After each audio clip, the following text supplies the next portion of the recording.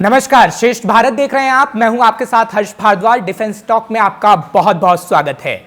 ये सदी टेक्नोलॉजी वाली है और टेक्नोलॉजी का इस्तेमाल हर क्षेत्र में हम कर रहे हैं। बात अगर रक्षा क्षेत्र की करें तो रक्षा क्षेत्र में भी टेक्नोलॉजी का इस्तेमाल किया जा रहा है। आज बात करेंगे ड्रोन टेक्नोलॉजी की, क्योंकि हम देख रहे हैं कि किस तरीके से ड्रोन का इस्तेमाल हर एक देश कर रहा है और भारत भी इसमें अव्वल होना चाहता है। लेकिन आखिर भारत होगा कैसे? एक तो इसकी टेक्नोलॉजी भारत के पास होनी चाहिए, दूसरा ऐसे ड्रोन भारत के पास होने चाहिए ताकि वो दुश्मन देशों को जवाब दे सके। क्योंकि आए दिन हम देखते हैं किस तरीके से बॉर्डर एरिया पर, खासतौर पर चीन और पाकिस्तान के बॉर्डर पर ड्रोन मंडराते हैं, जिसका जवाब भारत बखूबी देता है। और आज इसी पर बात करने के लिए दो खास मेहमान इस वक्त हमारे साथ मौजूद हैं। सबसे पहले उनका स्वागत करते हैं, उसके बाद विस्तार से इस पर चर्चा करेंगे। दो खास मेहमान इस वक्त मेरे साथ मौजूद हैं। कर्नल टीपी त्यागी जी हैं, रक्षा विशेषज्ञ के तौर पर जुड़ रहे हैं। टीपी त्यागी जी, आपका बहुत बहुत स्वागत है, आपने समय निकाला डिफेंस टॉक के लिए। इसी तरीके से कर्नल एस एस पठानिया जी मेरे साथ जुड़ रहे हैं। पठानिया साहब, आपका भी बहुत बहुत स्वागत है, आपने समय निकाला। टीपी त्यागी जी, सबसे पहला सवाल आपसे मेरा रहेगा, क्योंकि ड्रोन टेक्नोलॉजी भारत को चाहिए सर, और हम देख रहे हैं कितना प्रयास हम कर रहे हैं। उस ड्रोन पर भी मैं आऊंगा जो अमेरिका से लेने की बात हम कर रहे हैं। लेकिन ड्रोन टेक्नोलॉजी कितना जरूरी हो गया है भारत के लिए, क्योंकि टेक्नोलॉजी का जमाना है सर। और पहले के युद्ध किस तरीके से लड़े जाते थे आप बखूबी जानते हैं, लेकिन तकनीक का इस्तेमाल इस वक्त में बेहद जरूरी है। बिल्कुल सही कह रहे हैं आप। ड्रोन टेक्नोलॉजी कई मायने में बहुत जरूरी है। पहली बात तो प्रेसिडेंस, यानी कि फर्स्ट वर्ल्ड वॉर और सेकंड वर्ल्ड वॉर में ड्रोन का इस्तेमाल ऐसे नहीं हुआ था जैसे अब हो रहा है। ये अनमैन्ड एरियल व्हीकल्स है, यानी कि अगर इनको नुकसान हो भी जाए तो सिपाही का नुकसान नहीं होता। और दूसरी बात ये कि बड़ी बड़ी मिसाइलों को, बड़े बड़े टैंक, बड़े बड़े इंस्टॉलेशंस को, वैल्यू टारगेट्स को ध्वस्त कर देते हैं ड्रोन की कीमत उनके मुकाबले 1/100 भी नहीं होती, और ड्रोन उनको नुकसान पहुंचा देते हैं। अगर ड्रोन एक आवश्यकता बन गए हैं, चिल्लाती हुई आवश्यकता बन गए हैं आने वाले किसी भी युद्ध के। हिंदुस्तान के अंदर ये टेक्नोलॉजी के ऊपर काम तो बहुत तेज गति से चल रहा है, लेकिन उतना विकसित नहीं हुआ है जितना हमको होना चाहिए। जी, तो ये देखते हुए कि हमारे दो दुश्मन पाकिस्तान और चाइना हमारे सामने है। अब एक प्रॉब्लम ये थी कि हमने ड्रोन लिए, हमने ड्रोन इजराइल से भी लिए, अमेरिका से भी लिए, लेकिन वो बहुत कम मात्रा में है और बिल्कुल बड़ी आवश्यकता तो लिया था। हमें दो तरह के ड्रोन डेवलप करने हैं। एक तो वो ड्रोन जिनके अंदर IRS यानी कि इंटेलिजेंस, रिकॉनाइजेंस और सर्विलेंस, इन तीनों की अद्भुत क्षमता हो जो दुश्मन के टारगेट को एग्जैक्टली हमें बता सके। और दूसरा अटैक ड्रोन। अब जो अटैक ड्रोन है वो इसलिए कि दुश्मन के टारगेट को डिस्ट्रॉय कर सके। मगर अटैक ड्रोन में भी हमें दो तरह की ड्रोन चाहिए। एक तो ऐसे ड्रोन जैसे MQ-9 रीपर ड्रोन जो अमेरिका से हमें मिलने वाला है, और एक इस तरह के ड्रोन जिसके ऊपर हम काम कर रहे हैं जैसे स्वार्म ड्रोन, यानी कि ड्रोन का एक झुंड एक साथ दुश्मन के एरिया में जाए और हर ड्रोन एक दूसरे से कनेक्टेड हो और हर ड्रोन का ऑब्जेक्टिव डिफरेंट हो। यानी कि अगर उनमें से कुछ ड्रोन तबाही हो जाते हैं तो कुछ फिर भी अटैक कर पाए, तो वो जो स्वार्म ड्रोन टेक्नोलॉजी है हमारे लिए उसकी सबसे ज्यादा आवश्यकता है। अब MQ-9 के बारे में थोड़ा सा बताना चाहूंगा। वैसे तो एक बात समझ लें कि आज की दुनिया में कोई भी चीज अल्टीमेट नहीं है। क्या ये सच नहीं है कि MQ-9 रीपर ड्रोन को रशिया ने ब्लैक सी में टारगेट करके मार दिया था? क्या ये सच नहीं है कि अभी हाल में इजराइल और हमास के युद्ध में जब हूती विद्रोही इसमें आए तो उन्होंने अमेरिका के M29 रीपर ड्रोन को मार दिया। लेकिन फिर भी ये भी सच है कि ये वो M29 ड्रोन है जिसने अफगानिस्तान में ISIS के अल जवाहिरी में खड़ा हुआ था, वहां पे जाके एग्जैक्टली मारा। यानी कि इस ड्रोन के अंदर कुछ ऐसी खासियतें हैं। एक तो ये कि ये 40,000 फीट की ऊंचाई पर उड़ता है, यानी कि ये जनरल रडार्स के क्रॉस सेक्शन में एक चिड़िया की तरह दिखाई देगा अगर दिखाई दिया भी तो। और दूसरा ये कि 40 घंटे तक हवा में रह सकता है। और सबसे बड़ी बात ये कि इसमें जो मिसाइल जनरली फिट की जाती है एक से ज्यादा, वो है हेल्प फायर मिसाइल। अब ये जो हेल्प फायर मिसाइल है, ये हेल्प फायर मिसाइल की सबसे बड़ी खासियत ये है कि जब ये लॉन्च हो जाती है अपना रास्ता खुद ढूंढती है, मोबाइल टारगेट को भी अटैक करती है।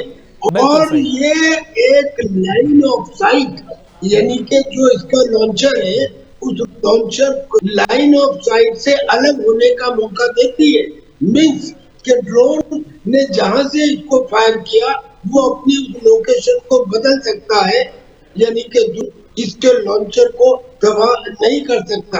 और यही बात थी कि अफगानिस्तान में हेल्प फायर मिसाइल ने बाकायदा अपना रास्ता बदलकर यहाँ तक ढूंढा कि बैल्कोनी के अंदर जाकर और वहां पे अल जवाहिरी को खत्म किया।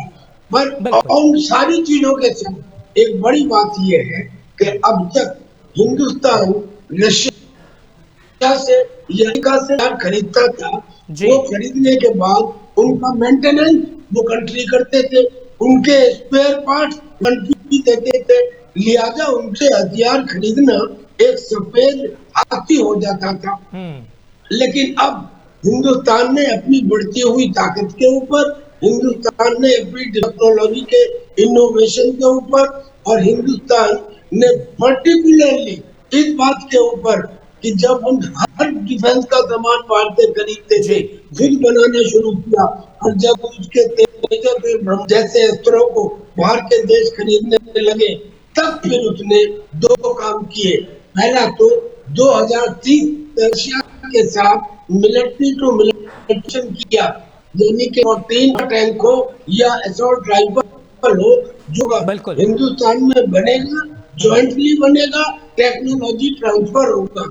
ऐसे ही मुझे ऐसा लगता है कि M29 रीपर ड्रोन के लिए भी अमेरिका और हिंदुस्तान में ये करार होगा कि उसका टेक्नोलॉजी ट्रांसफर भी किया जाए, ताकि हम आने वाले समय के लिए पूरी तरह से। बिल्कुल टीपी त्यागी साहब, आप बिल्कुल ठीक कह रहे हैं, क्योंकि अभी हमने देखा कि अमेरिका के रक्षा मंत्री जब आए तो ड्रोन टेक्नोलॉजी पर भी बात हुई और ये कहा गया कि ड्रोन टेक्नोलॉजी हम ट्रांसफर करेंगे, लेकिन अभी तक फिलहाल ऐसा हुआ नहीं है। एसएस पठानिया सर, मैं आपके पास आ रहा हूं, क्योंकि टीपी त्यागी साहब ने जो कहा कि जिस तरीके से अफगानिस्तान के काबुल में MQ-9 ड्रोन का इस्तेमाल किया गया, अब ऐसे ड्रोन की टेक्नोलॉजी तो भारत के पास होनी चाहिए। करार हम कर रहे हैं, एक मीटिंग हमने मिस्र के साथ भी देखी थी, एक मीटिंग हमने अमेरिका के साथ भी देखी है, लेकिन ये टेक्नोलॉजी ट्रांसफर आखिर कब तक होगी? हम खरीद तो रहे हैं, करार भी कर रहे हैं, लेकिन वो टेक्नोलॉजी ट्रांसफर क्यों नहीं हो रही है? ये बड़ा सवाल है। पठानिया सर।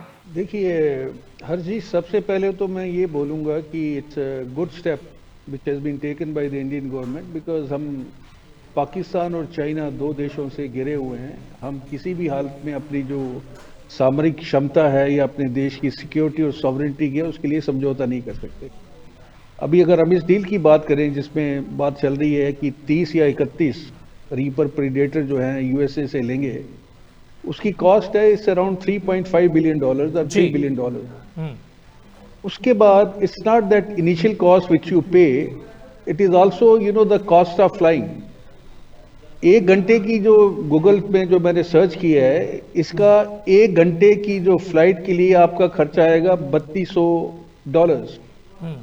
सवाल ये है कि हम अपनी स्टॉक पाइल तो परचेज कर लेंगे, लेकिन इसको मेंटेन करने के लिए और उसके बाद इसको आगे बढ़ाने के लिए, जैसे अभी त्यागी साहब भी बोल रहे थे, इसकी 24 से 34 घंटे जो इसकी स्टेइंग पावर है, और इसके पास काफी वेपन प्लेटफॉर्म है। अभी मैं आपके मेन सवाल पे आता हूँ, ट्रांसफर ऑफ टेक्नोलॉजी। जी जी। देखिए, यूएसए बहुत स्मार्ट नेशन है। अभी तक उन्होंने किसी को भी ये ट्रांसफर ऑफ टेक्नोलॉजी नहीं की है, क्योंकि अगर वो कर देते हैं तो कल को इंडिया प्रोड्यूस करेगा।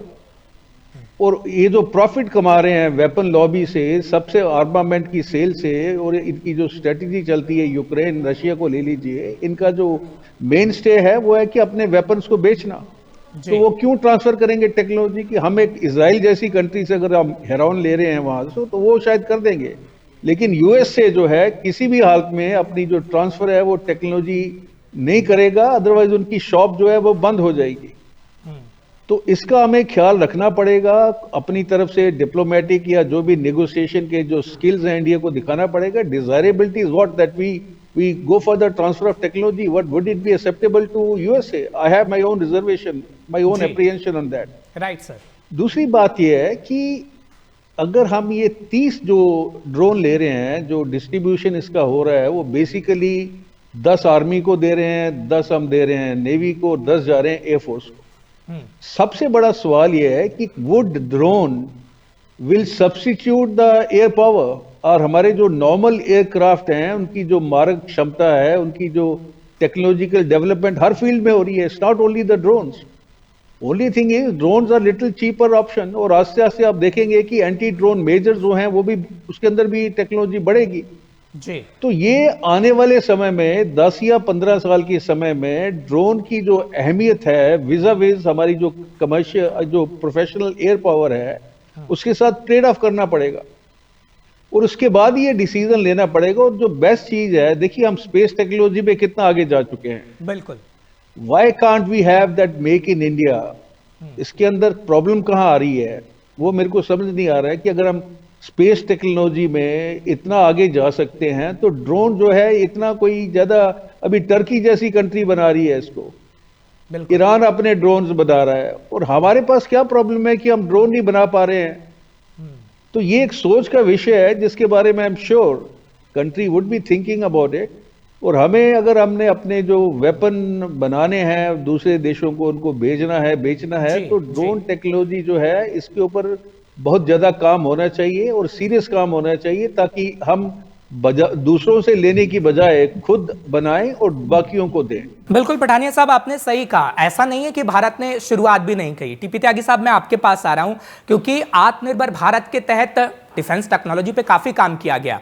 अभी मैं रिसर्च कर रहा था तो हमने देखा कि कैसे cats warrior, cats Hunter, cats alpha, ये सारे ड्रोन्स हैं जिसको बनाएगा भारत। लेकिन वो कब तक बनेगा इसका हमें थोड़ा इंतजार करना पड़ेगा। भविष्यवाणी हम नहीं कर सकते हैं क्योंकि उसमें टाइम लगेगा, पैसा खर्च होगा, लेकिन ये बनाना बेहद ज़रूरी है। क्योंकि जिस तरीके से टर्की का अभी नाम लिया पठानिया साहब ने, ऐसे कई देश हैं, वो छोटे देश हैं लेकिन ऐसी टेक्नोलॉजी को बढ़ावा दे रहे हैं और भारत को भी ये करना होगा। टीपी त्यागी साहब जी बिल्कुल ठीक कहा आपने, और पठानिया साहब का कंसर्न भी बिल्कुल सही है कि अमेरिका इसकी टेक्नोलॉजी देगा, इसके ऊपर डाउट है, मगर वो डाउट को हम वास्तविकता में बदल सकते हैं।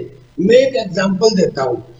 जो तेजस है, उस तेजस का जो इंजन था, उस इंजन को देने में और उसकी टेक्नोलॉजी ट्रांसफर करने में अमेरिका ने लाख बाधाएं डाली, मगर इवेंचुअली उसे करना पड़ा और अमेरिका ने वो दी और उसके हिसाब से हिंदुस्तान के अंदर काम शुरू हुआ।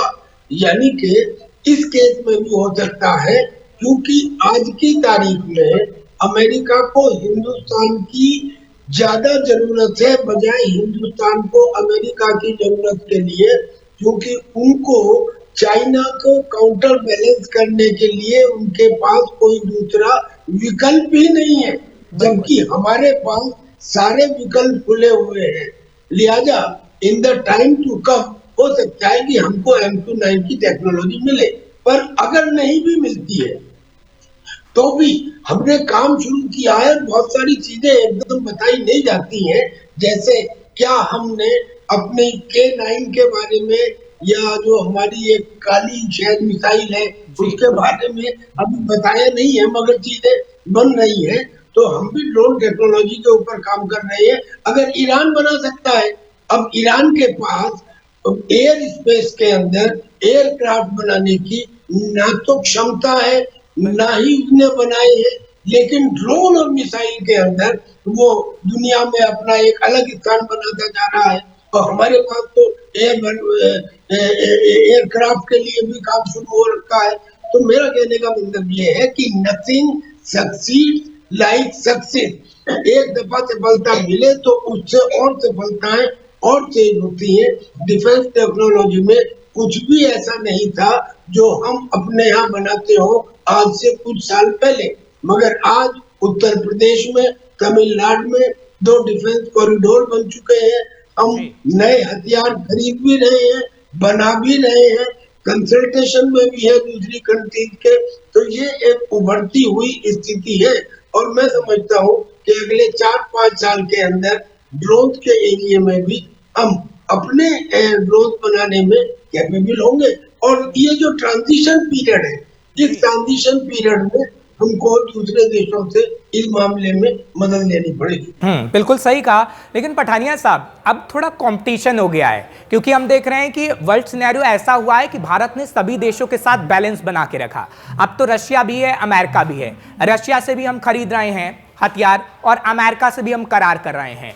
और अगर हम दोनों देशों की बात करें, क्योंकि अभी रशिया को लेकर खबर आई कि इग्ला एस वो हमें देगा और उसकी टेक्नोलॉजी भी हमें ट्रांसफर करेगा, तो अमेरिका और रशिया ये दोनों देश कितने अहम हैं? क्योंकि अमेरिका रशिया को आगे बढ़ने नहीं देना चाहता, नहीं देखना चाहता, क्योंकि हम देख रहे हैं कि किस तरीके से समय समय पर, इतिहास तो सर गवाह रहा है, किस तरीके से अमेरिका ने रशिया को पीछे करने के लिए कई चालें चली हैं। लेकिन दोनों देश का हमारे करीब होना कितना खास है? देखिए हर जी, ये हमें थोड़ा 10 ईयर होराइजन के ऊपर विद ए स्ट्रेटेजिकल विजन सोचना पड़ेगा। अभी यूक्रेन जो वॉर हुआ है उससे इक्वेशन बदल गई है। अभी वो सिचुएशन है कि रशिया को चाइना और ईरान और टर्की जैसी कंट्री जो हैं वो अपने वेपन, मिसाइल्स और ड्रोन दे रहे हैं। तो ये अभी हमारा जो लॉन्ग टर्म इंटरेस्ट है वो रशिया में है या यूएसए में है, ये हमें सोचना पड़ेगा। जी जी। हम और रशिया की जो अहमियत है, आस्ते आस्ते उनका इकोनॉमिकल डाउनफॉल देखिए। अगर वो यूक्रेन जैसी कंट्री के साथ 1 साल से ज्यादा लंबा लड़ाई कर रहे हैं और उसका कोई डिसीजन निकला है, सो दैट मीन रशिया की जो वॉर वेजिंग कैपेबिलिटी है उसके ऊपर डाउट्स अभी उठना शुरू हो गए हैं। क्योंकि जितना रशिया अपने आप को प्रोजेक्ट करता था कि वो इतना बहुत पावरफुल नेशन है जो यूएसए को टक्कर दे सकता है, वो बात अभी दिख नहीं रही है। और दूसरा, अगर हम बात करें projection of your military power, उसके लिए जो सबसे बड़ी चीज है वो है आपके पास एयरक्राफ्ट कैरियर।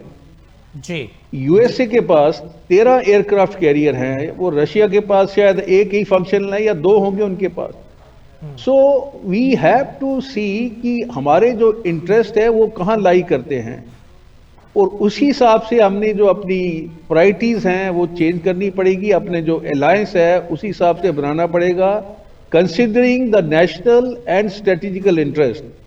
बिकॉज अब इससे पहले जो है रशिया खुल के सामने आता था, इंडिया के साथ खड़ा होता था, और 71 में आपने देखा किस तरीके से उन्होंने एक दोस्ती का काम किया था। लेकिन अभी चाइना और रशिया की नजदीकियां बढ़ती जा रही हैं, basically to counter the increasing influence of USA. बिल्कुल। अभी कल को अगर मान लीजिए, वैसे वो सिचुएशन नहीं आएगी, देखिए क्या होता है, न्यूक्लियर डेटरेंस बहुत बड़ी चीज है। और हमारे जो स्ट्रेटेजिशियन है, जो थिंक टैंक है, जब वो बात करते होंगे कि would they B a conventional war between India, China and Pakistan, likelihood is very less. उस हालत में फिर एक कॉल ली जाती है कि भैया हमने अभी आगे कैसे बढ़ना है और किस हद तक हमने जाना है, जहां तक अपने नेशन को, बिकॉज हर चीज के लिए पैसा चाहिए ना। बिल्कुल। And defence, though it's to my mind it is सबसे ऊंचा होना चाहिए, लेकिन जो हमारे थिंक टैंक हैं, जो हमारे गवर्न करते हैं कंट्री को, उनके लिए बाकी प्रायोरिटीज भी कभी कभी उभर के सामने आ जाती है। और आपको पता है डेमोक्रेसी है, और डेमोक्रेसी के लिए you have to remain in power to execute your idea और थॉट प्रोसेस।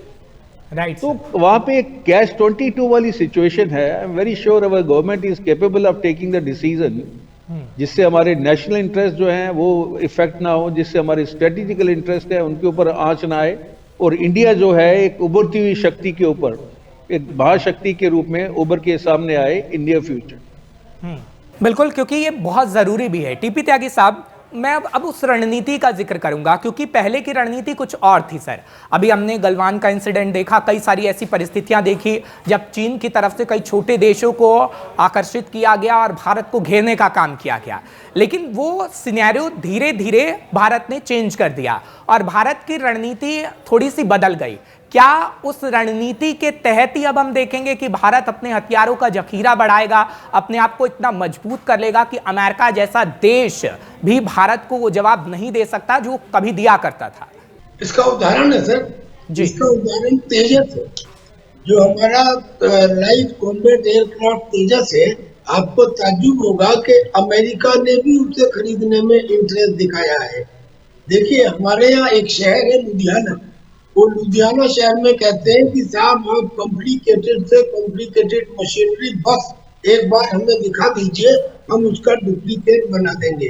क्या ये सच नहीं है कि चाइना ने अपने ज्यादातर हथियार रिवर्स इंजीनियरिंग करके बनाए हैं? अब हिंदुस्तान की सिचुएशन को समझिए। हमारे पास रशिया की रॉबर्ट टेक्नोलॉजी भी है और हमारे पास अमेरिका की फ्लेक्सिबल टेक्नोलॉजी भी है, और हमारे अंदर इनोवेट करने की, रिवर्स इंजीनियरिंग करने की या देख के नई चीज बनाने की क्षमता भी है। यानी कि हम अगर कोई चीज प्रोड्यूस करेंगे तो उसमें वो सब फीचर्स भी होंगे जो स्पेशलिटी रशिया भी रखता है और अमेरिका भी रखता है, और ये काम हमने शुरू भी कर दिया है। और इसका मैंने आपको उदाहरण भी दिए, जो हमने डिफेंस कॉरिडोर बनाई है या जो ब्रह्मोस बनाई है, जो हमारी पिनाका है, और बहुत सारी मिसाइल्स हैं जिनको बाहर की कंट्रीज खरीद रही हैं।